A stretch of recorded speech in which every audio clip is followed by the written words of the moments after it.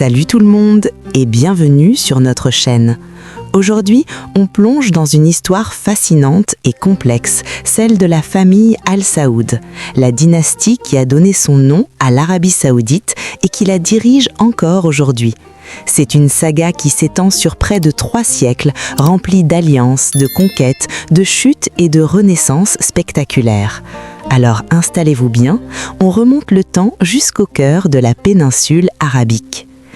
Tout commence au milieu du XVIIIe siècle, en 1744 pour être précis. À cette époque, la région du Nejd, au centre de l'Arabie actuelle, est un ensemble de petites villes et de tribus, souvent en conflit. C'est là que 2 hommes vont sceller un pacte qui changera le cours de l'histoire. Le premier, c'est Mohammed ibn Saoud, l'émir de la petite oasis de Daria. Le second, c'est Mohammed ibn Abd al-Wahhab, un prédicateur religieux qui prône un retour à un islam pur, dépouillé de ce qu'il considère comme des innovations et des superstitions. Leur alliance est à la fois politique et religieuse. Ibn Saoud offre sa protection militaire à Ibn Abd al-Wahhab et en retour, ce dernier lui apporte une légitimité religieuse et une idéologie unificatrice. Ensemble, ils lancent un mouvement d'expansion. L'idée est simple, unir les tribus de la péninsule sous une seule bannière, celle de leur interprétation de l'islam. C'est la naissance du premier État saoudien. Avec une ferveur nouvelle et une force militaire croissante, ils conquièrent rapidement le Nejd, puis étendent leur influence vers l'Est. Au début du XIXe siècle, ils contrôlent même les villes saintes de la Mecque et Médine. Mais cette expansion fulgurante inquiète une puissance régionale majeure, l'Empire ottoman. Pour les Ottomans, qui sont officiellement les gardiens des lieux saints, la prise de la Mecque et Médine par cette nouvelle force est inacceptable. Ils décident de réagir et chargent leur puissant vassal, le vice-roi d'Égypte, Méhémet Ali, de mater cette rébellion. S'ensuit une guerre longue et difficile. Les armées égyptiennes, mieux équipées et entraînées, finissent par l'emporter. En 1818, elles prennent et rasent Daria, la capitale saoudienne.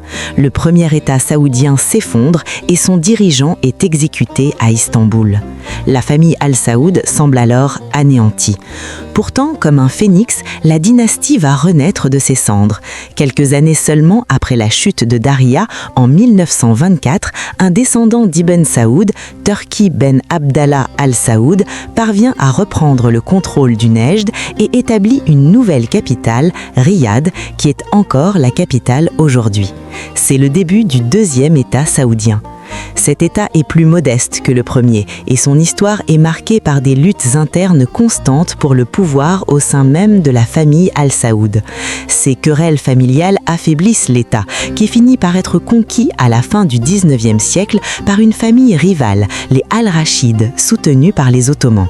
En 1891, la famille Al Saoud est de nouveau vaincue et contrainte à l'exil, trouvant refuge au Koweït.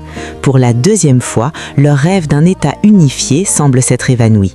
C'est là qu'entre en scène le personnage le plus emblématique de cette histoire, Abdelaziz ibn Saoud, que l'on connaît souvent en Occident sous le nom d'Ibn Saoud.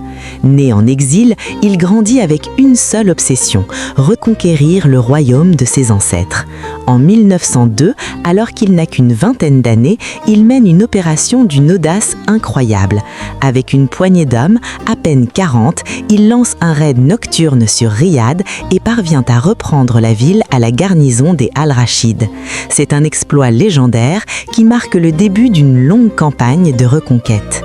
Pendant les 3 décennies suivantes, Abdelaziz ibn Saoud va manœuvrer avec une habileté politique et militaire exceptionnelle. Il ravive l'alliance historique avec les descendants d'Ibn Abd al-Wahhab, s'appuie sur des guerriers tribaux redoutables, les Ikhwan, et profite du contexte international, notamment l'effondrement de l'Empire ottoman après la Première Guerre mondiale, pour progresser. Il combat ses rivaux, unifie les tribus et étend progressivement son contrôle sur la quasi-totalité de la péninsule. En 1925, il reprend les villes saintes de la Mecque et Médine. Enfin, en 1932, il proclame officiellement la naissance du royaume d'Arabie Saoudite, le 3e État saoudien, celui que nous connaissons aujourd'hui. Il en devient le premier roi. Mais l'histoire ne s'arrête pas là. Juste après la fondation du royaume, un événement va transformer radicalement son destin et celui du monde entier. La découverte de pétrole en quantité gigantesque en 1938. Au début, personne ne mesure vraiment l'ampleur de cette découverte. Mais après la Seconde Guerre mondiale, alors que le monde a une soif insatiable d'énergie pour sa reconstruction et son développement, l'Arabie saoudite se retrouve assise sur un trésor inestimable. Cette manne pétrolière va propulser le royaume, jusqu'alors pauvre et isolé, sur le devant de la scène internationale. L'argent du pétrole permet au roi Ibn Saoud et à ses successeurs de moderniser le pays à une vitesse vertigineuse. Des villes sortent du dévers, des autoroutes, des hôpitaux et des écoles sont construits, le niveau de vie de la population augmente de manière spectaculaire. Sur le plan géopolitique, l'Arabie saoudite devient un acteur incontournable, un allié stratégique des États-Unis dans la région, notamment durant la guerre froide face à l'influence soviétique.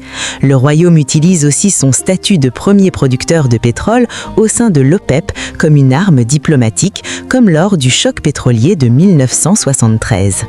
Après la mort d'Ibn Saoud en 1953, la succession se fait entre ses fils. Le pouvoir passe de frère en frère, une caractéristique unique de la monarchie saoudienne.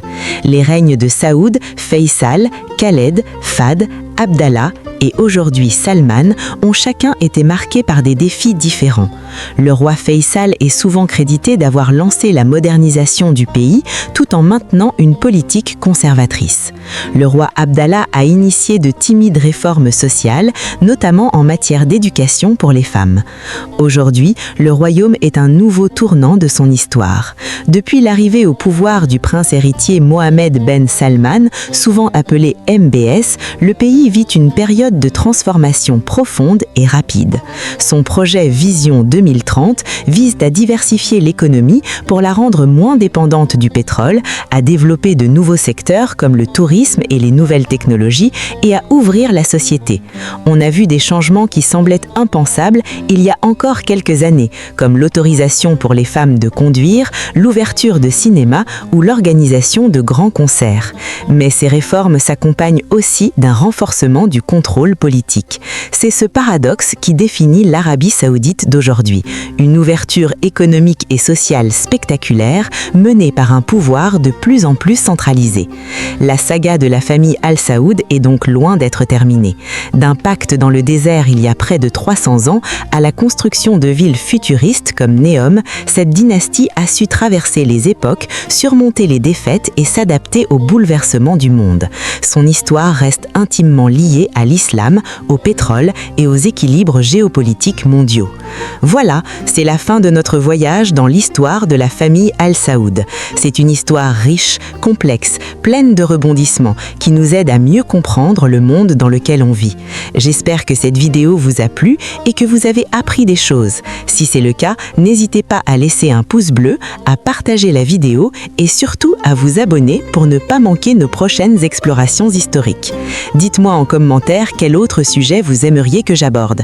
Merci beaucoup de m'avoir écouté et à très bientôt pour une nouvelle vidéo.